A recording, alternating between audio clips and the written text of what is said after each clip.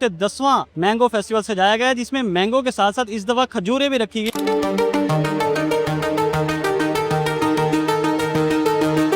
Mango की तकरीबन 150 से ज़्यादा वैराइटीज़ जो हैं लोगों को हम दिखा रहे हैं, जो उसके मुख्तलिफ जायके के हिसाब से, उसके साइज़ के हिसाब से, उसके रंगत के हिसाब से। फ्रेश मैंगो को ड्राइड करते हैं तो इसकी तकरीबन शेल्फ लाइफ अगर इसको एक अच्छी कंडीशन मिले तो ये 1.5 से 2 साल तक भी रह सकता है। हमें अल्टरनेट फसलों की तरफ जाना पड़ेगा। तो फसलें हम लगाते हैं तो कौन सी ऐसी फसल है जो दूसरी फसल को अफेक्ट नहीं करेगी, लेकिन साथ साथ सीधी खड़ी हो जाएगी। मोहम्मद नवाज शरीफ ज़रई यूनिवर्सिटी की जानिब से 10वां मैंगो फेस्टिवल सजाया गया है, जिसमें मैंगो के साथ साथ इस दफ़ा खजूरें भी रखी गई। खजूरों की बहुत बड़ी तादाद जो है इकसाम वो यहाँ लाई गई हैं। इस मैंगो फेस्टिवल में पूरे जनूबी पंजाब के जो काश्तकार हैं, जो अच्छे मैंगो ग्रोअर्स हैं, वो अपने अपने जो मुनफरिद इकसाम है आमों की वो भी लेके आते हैं, रिवायती इकसाम भी लेके आते हैं। डॉक्टर साहब हमारे साथ मौजूद हैं। डॉक्टर साहब, सबसे पहले तो अपना तारुफ करवाइएगा, फिर बताइएगा ये कितवां मैंगो फेस्टिवल है और नवाज शरीफ ज़रई यूनिवर्सिटी इसको किस नज़रिए से लेकर चलती है? जी, थैंक यू वेरी मच। मेरा नाम प्रोफेसर डॉक्टर तनवीर अहमद है और मैं शोबा हॉर्टिकल्चर में यहाँ पर प्रोफेसर हूँ। ये हमारा 10वां मैंगो फेस्टिवल है और इसके साथ इस दफ़ा हमने मिस किया डेट्स को भी। डेट्स भी एक बड़ा इंपॉर्टेंट फ्रूट है इस एरिया का, और इसके साथ साथ जामन भी जो इस एरिया में और इस मौसम का एक बड़ा अच्छा फ्रूट है, वो भी, उसके भी स्टॉल हमारे पास लगाए गए हैं। तो मैंगो की तकरीबन 150 से ज़्यादा वैराइटीज़ जो हैं लोगों को हम दिखा रहे हैं, जो उसके मुख्तलिफ जायके के हिसाब से, उसके साइज़ के हिसाब से, उसके रंगत के हिसाब से।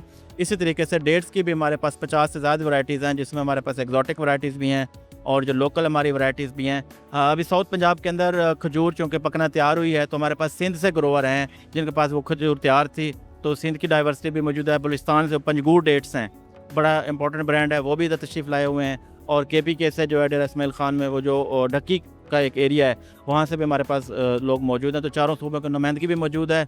आम और खजूर और जामन, इनका मेला सजा हुआ है इस टाइम। अच्छा डॉक्टर साहब, जो ग्रोअर यहाँ लेके आते हैं अपने मैंगो, जो फार्म हाउसेस से लेके आते हैं, उनको क्या बेनिफिट्स मिलते हैं यहाँ आने के? इतने बड़े इज्तिमा में इतने पूरे पाकिस्तान से लोग भी आते हैं देखने के लिए इसको, उनको क्या फ़ायदा होता है? देखें, जब इंडस्ट्री और एकेडेमिया और उसके साथ साथ जो ग्रोवर किसान जो असल बेनिफिशरी है, ये जब आपस में मिल बैठते हैं तो एक दूसरे के साथ डिस्कशन होती है। से फॉर एग्जांपल के जो किसान है वो एक दूसरे के साथ अपने मसाइल शेयर करते हैं कि यार ये मेरा मसला आ रहा है, आपने इसको किस तरह किया है, मैं इसको किस तरह से मैनेज करूं।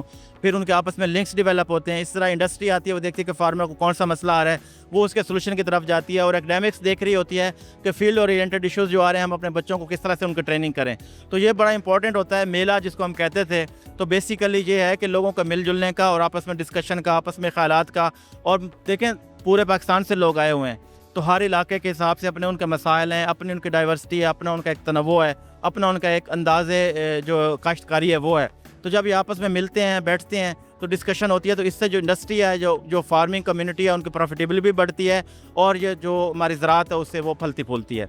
तो जितना भी हम ये कर रहे हैं, आप डेटा उठा के देख लें, उसमें हमारी एक्सपोर्ट क्वालिटी किस तरह प्रोड्यूस करनी है फार्मर्स के अंदर, ऑर्चर्ड अपने किस तरह मैनेज करने हैं, और कौन सी वैराइटीज़ जो है मार्केट ओरिएंटेड हैं उनको ज़्यादा आगे लेके चलना है। ये सारी चीज़ें पिछले 10 सालों में मैंगो के अंदर बड़ा एक इनकलाब जो आया है, और उसके साथ साथ हम डेट्स की तरफ हम बढ़ रहे हैं। तो इंशाल्लाह ये भी हम इसमें पाकिस्तान का नाम आगे लेके चलेंगे। बहुत शुक्रिया। जी बिल्कुल, आपने बात सुनी। अब ग्रोअर की जानिब जाएंगे, उनसे भी बात करेंगे, उनसे पूछेंगे उनके पास कौन कौन सी वैराइटीज़ हैं और किस तरह की वैराइटीज़ हैं, और इस दफ़ा रेट क्या है आमों का, इस हवाले से भी आपको बताएंगे। इस तरह भी आपने साइंटिस्ट की बात सुनी। अब आपको मैंगो ग्रोअर से मिलवाते हैं, उनसे पूछते हैं कि वो कौन कौन सी वैराइटीज़ लेके आए हैं, उनको यहाँ मैंगो फेस्टिवल में आके क्या फ़ायदे होते हैं। अच्छा ये बताइएगा, आपके पास कौन सी वैराइटीज़ हैं, क्या बेनिफिट्स होते हैं यहाँ जब आप मैंगो फेस्टिवल में आते हैं? अस्सलाम वालेकुम सर, बिल्कुल हमारे पास 8 से 9 वैराइटीज़ हैं मैंगो की। और जब इधर हम मैंगो फेस्टिवल अटेंड करते हैं तो इधर डिफरेंट ग्रोअर से, एक्सपोर्टर्स से रब्ता होता है हमारा। तो ये एक अच्छा प्लेटफॉर्म है ताकि हमारा मैंगो एक्सपोर्ट हो, और बाकी हम वैल्यू एडिशन पे भी काम करें, और साथ में हमारा ड्राइड मैंगो भी आप देख सकते हैं। तो बहुत मज़ा आ रहा है इधर। तो इंशाल्लाह हम उम्मीद करते हैं कि यह एक अच्छा प्लेटफॉर्म है फार्मर्स के लिए। ये है कि आप ये खुश्क जो आम है ये किस तरह बनाते हैं, ये कितना इसकी शेल्फ़ लाइफ क्या है? सर ये हम अपने फॉर्म पे, ये हमारा अपना प्रोडक्ट है और इसको हम फ्रेश मैंगो को ड्राइड करते हैं। तो इसकी तकरीबन शेल्फ लाइफ अगर इसको एक अच्छी कंडीशन मिले तो ये 1.5 से 2 साल तक भी रह सकता है ईजिली। और अगर ये कारोबार किया जाए तो ये कारोबार कैसा है? ये बहुत ही अच्छा कारोबार है क्योंकि इसकी शेल्फ लाइफ ज़्यादा है। जब ये ड्राइड हो जाता है, वाटर कंटेंट कम हो जाता है, तो ऑटोमेटिकली ये शेल्फ लाइफ इसकी ज़्यादा हो जाती है। तो हम इसको पूरा साल राउंड द ईयर यूज़ कर सकते हैं, सर्दियों में भी गर्मियों में भी। तो बिल्कुल आपने बात सुनी कि सर्दियों और गर्मियों दोनों में यूज़ कर सकते हैं। अब जो खजूरों के स्टॉल्स लगे हैं वहाँ चलते हैं, वहाँ भी आपसे जो ग्रोअर्स हैं उनसे मिलवाते हैं।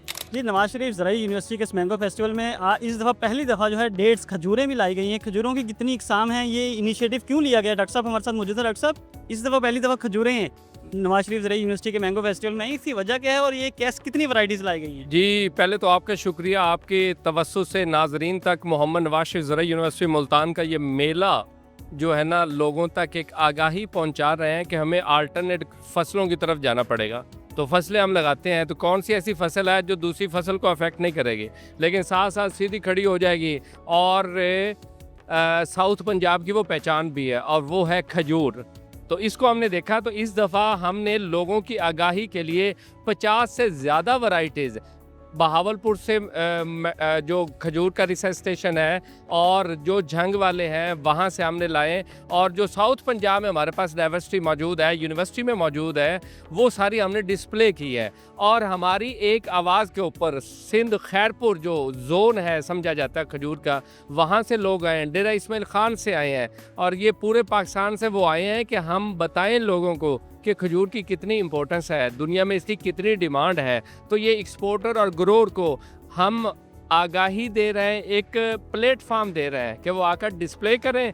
साथ साथ जो मुल्तान के लोग हैं और आपके तवज्जुह से पूरे पाकिस्तान को ये आगाही दे रहे हैं कि पाकिस्तान कितना रिच है, उसका साउथ पंजाब कितना रिच है, सिंध और केपी कितना रिच है खजूरे के मामले में। तो ये हमारी खुद की पहचान है। जितनी डिमांड स्टोर्स पर इनकी बढ़ेगी उतनी इनकम किसान की बढ़ेगी। इसी आगाही के लिए ये एक मेला सजाया गया है, जिस मेले में खेलना भी है, कूदना भी है, पहचान भी है, और साथ खाने के कंपटीशन भी हैं, बच्चों को भी है, बड़े के भी है, और साथ झूले भी लगे हुए हैं। तो मुल्तान वालों को आपके तवज्जुह से हम इल्तिजा करते हैं कि लाजमी आएँ, फैमिलियों के साथ आएँ, कोई इशू नहीं होगा, और इस मेले को एंजॉय करें।